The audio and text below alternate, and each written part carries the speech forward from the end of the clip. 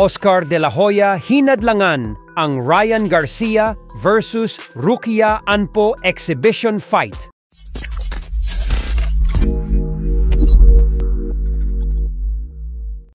Marami na ang excited sa bigating exhibition fight ng knockout artist na si Ryan Garcia at Japanese kickboxing champion na si Rukia Anpo sa Disyembre 30 sa Tokyo, Japan.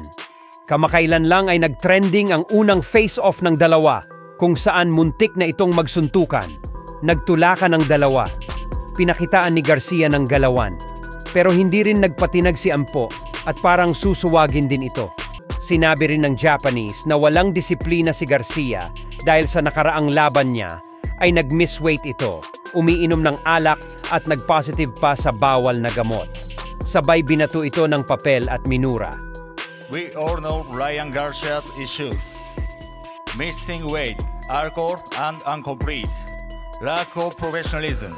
No sportsmanship, no respect. I bring the real Japanese samurai spirit and show him exactly where he belongs. Fuck you. Samantala, relax lang si Garcia at sinabing ina-knockout niya itong si Anpo. Sinabi din ni Garcia na ipaghihiganti niya si Pacquiao. Ayon po kay Garcia, ay nangigigil daw talaga siya na labanan si Anpo matapos itong subukan na ma-knockout ang kanyang pinaka-iniidolo sa sports ng boxing. Samantala, mukhang hindi matutuloy ang kanilang bigating bakbakan dahil sa promoter ni Garcia. Pinipigal ngayon ng Hall of Famer boxer Oscar de la Hoya, founder ng Golden Boy Promotion, si Garcia na lumaban sa Japan kontra kay Anpo.